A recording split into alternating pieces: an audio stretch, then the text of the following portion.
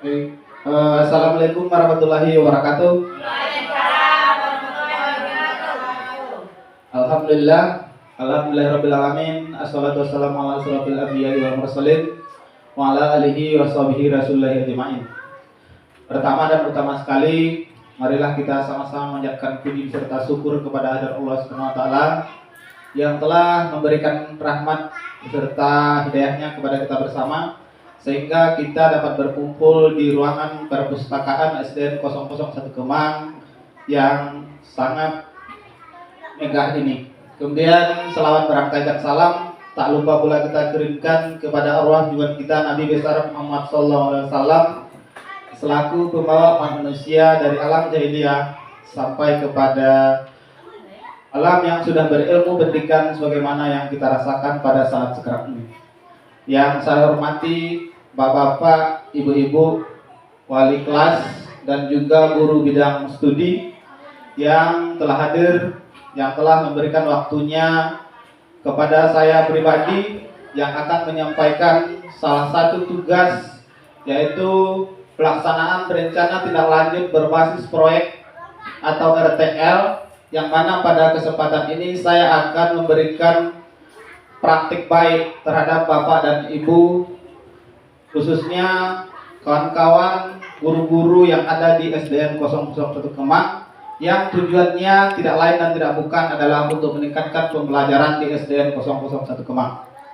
Di mana pada kesempatan pagi hari ini saya coba mengambil topik permainan tradisional, di mana permainan tradisional ini sekarang sudah mulai punah.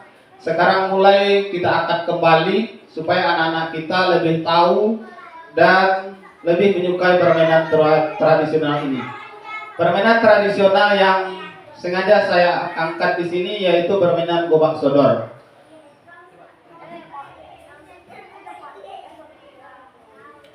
Di mana latar belakang dari permainan gobak sodor ini adalah Sport Education Model atau SEM merupakan salah satu model pembelajaran PJOK yang berkelanjutan dan bermakna sebagai bagi murid, karena SEM menekankan pentingnya memberikan pengalaman bermain peran. Murid dihadapkan pada situasi yang mencerminkan kehidupan di dunia nyata, di dunia olahraga, yang membantu mereka mengembangkan pengalaman yang lebih tentang peran dan tanggung jawab masing-masing, terutama dalam meningkatkan partisipasi setiap individu.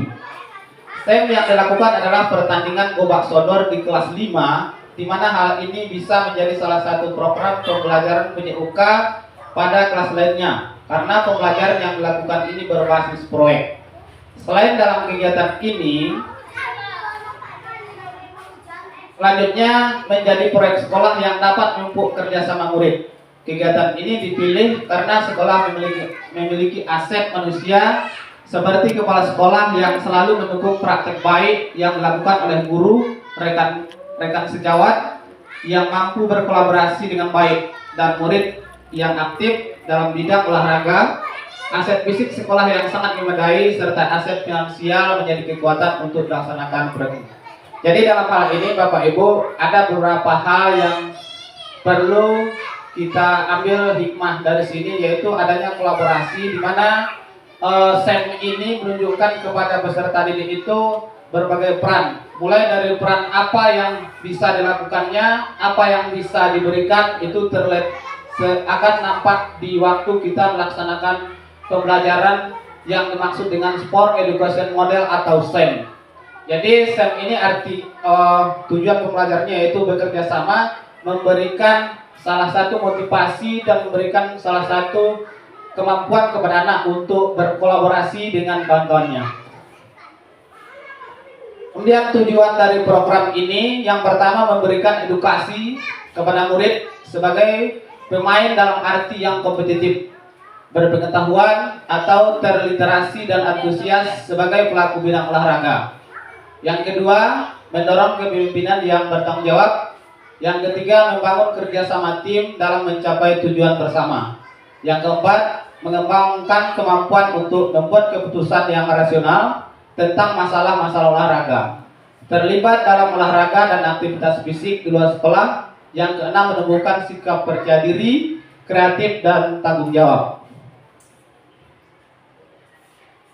Kemudian capaian yang diharapkan dalam pembelajaran SEM tentang permainan tradisional Gobak Sodor tadi, yang pertama untuk pemahaman tentang aturan pertandingan Gobak Sodor. Jadi anak-anak kita tahu apa yang dirasakan dalam permainan Gobak Sodor, misalnya tentang kerjasama, tentang sportivitas, itu maksudnya. Yang kedua dari perkenalan aktivitas, membantu siswa dapat terlibat aktif. Terlibat aktif itu maksudnya mulai dari panitia, waktunya, murid kita itu bisa mengatur jadwal dengan bagus. Kemudian yang ketiga, eksplorasi aktivitas murid mencari terkait topik permainan tradisional. Yang keempat, proyek aktivitas siswa merancang dan membuat produk sebagai hasil belajar. Yang kelima, menumbuhkan sikap percaya diri dan kreatif. 6. Akhir dari proyek ini, aktivitas untuk melihat pengalaman permainan untuk mencapai tujuan. Kemudian yang struktur program dan mitra. Yang pertama, kokurikuler. Kokurikuler ini artinya adalah salah satu pembelajaran yang berpusat kepada peserta didik, tapi dilaksanakan di waktu jam pelajaran, bukan di luar jam pelajaran. Yang kedua, seluruh siswa kelas 5 SD Negeri 001 Kemang. Ini yang menjadi peserta atau objek. Yang ketiga, program ini dilaksanakan pada hari Sabtu, yaitu 23 November 2024. Yang keempat, tahapan persiapan dilakukan dari tanggal 20 November sampai 23 Agustus. Yang kelima, kegiatan penanggung jawab oleh kepala sekolah. Yang keenam, koordinator proyek guru PJOK. 7. Anggota proyek seluruh komunitas belajar sekolah atau KBS. Maksudnya semua guru kita libatkan di sini untuk acara yang akan kita buat. Kemudian kapasitas yang dimiliki sekolah. Kapasitas yang dimiliki sekolah Bapak Ibu itu banyak sekali, terutama di sekolah kita. Yang pertama, aset manusia. Aset manusia itu yaitu kepala sekolah yang selalu memberikan dukungan praktik baik bagi guru. Yang kedua, rekan-rekan sejawat yang mampu berkolaborasi dengan baik seperti yang kita lakukan pada pagi hari ini. Kemudian, murid yang memiliki minat di bidang olahraga, serta orang tua yang selalu mendukung penuh program sekolah. Yang kedua, aset fisik. Aset fisik itu misalnya saja halaman sekolah dan alat pembelajaran PJOK yang memadai, terutama misalnya bola,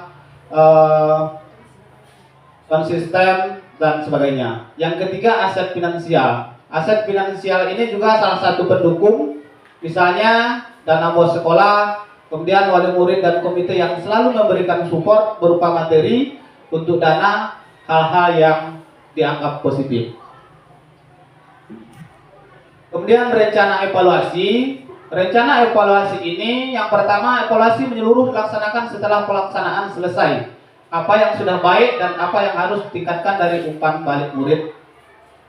Jadi Bapak Ibu, nanti sesudah acara kita buat, kita akan mengevaluasi lagi, dan saya minta untuk kita semua memberikan evaluasi atau apa kekurangan yang bisa kita perbaiki untuk kedepannya. Kemudian yang kedua, mendokumentasikan proses kegiatan berupa video dan foto. 3. Evaluasi penerapan konsep fair play menuju penerapan konsep fair play dan sifat sportif terintegrasi dengan baik selama pelaksanaan, mengevaluasi murid menghargai aturan, menghargai lawan, dan menunjukkan etika olahraga yang baik.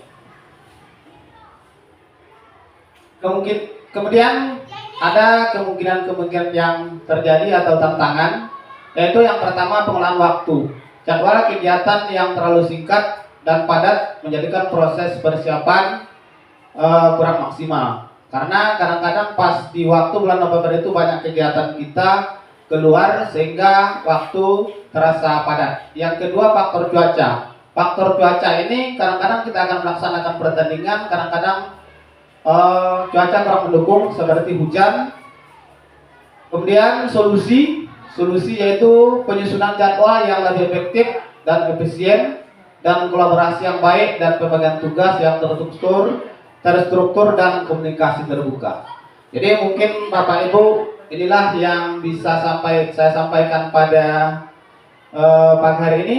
Mudah-mudahan semuanya dapat bermanfaat untuk kita semua dan anak-anak kita, dapat meningkatkan pembelajaran dan juga menjadi anak-anak yang bisa mengangkat nama sekolah kita SDN 001 Kemang. Mungkin ini yang dapat saya sampaikan. Wabillahi taufiq wal hidayah. Assalamualaikum warahmatullahi wabarakatuh.